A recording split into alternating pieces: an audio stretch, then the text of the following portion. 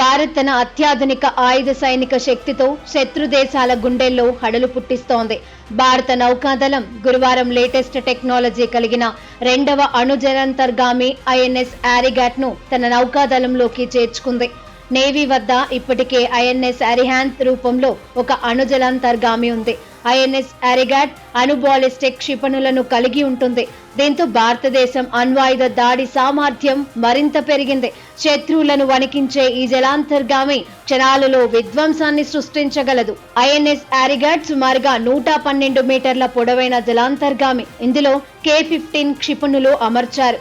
దీని పరిధి 750 కిలోమీటర్లు. విశాఖపట్నంలోని రహస్య నౌకా నిర్మాణ కేంద్రంలో రక్షణ మంత్రి రాజ్నాథ్ సింగ్ ఉన్నతాధికారుల సమక్షంలో ఆరిగాట్ ను నౌకాదళంలోకి చేర్చారు. 6000 టన్నుల బరువున్న ఆరిగాట్ ఐఎన్ఎస్ అరిహంత్ కంటే ఎక్కువ సంఖ్యలో K-15 క్షిపణులను మోసుకెళ్లగల సామర్థ్యాన్ని కలిగి ఉంది. ఐఎన్ఎస్ అరిహంత్, ఐఎన్ఎస్ ఆరిగాట్ రెండు 83 మెగావాట్ల అణు రియాక్టర్ ద్వారా శక్తిని పొందుతాయి.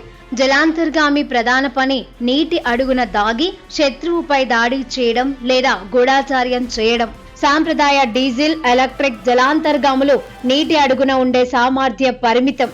జలాంతర్గామి ఉపరితలం పైన లేదా సమీపంలో ఉన్నప్పుడు అది తన డీజిల్ ఇంజన్ ను ఉపయోగిస్తుంది.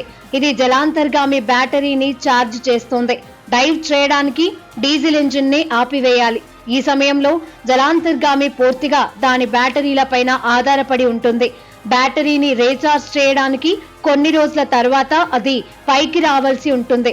శత్రు భూభాగంలో ఇలా చేయడం ప్రమాదకరం. అణు జలాంతర్గాములకు అలాంటి సమస్య ఉండదు. అణు రియాక్టర్ ను నడపడానికి ఆక్సిజన్ అవసరం లేదు. దీని కారణంగా అటువంటి జలాంతర్గామిని ఎన్ని రోజులైనా నీటి అడుగున ఉంచవచ్చు. ఈ రకమైన జలాంతర్గామి పరిమాణంలో పెద్దది. ఇందులో ఎక్కువ ఆయుధాలు ఉంచడానికి చోటు ఉంటుంది.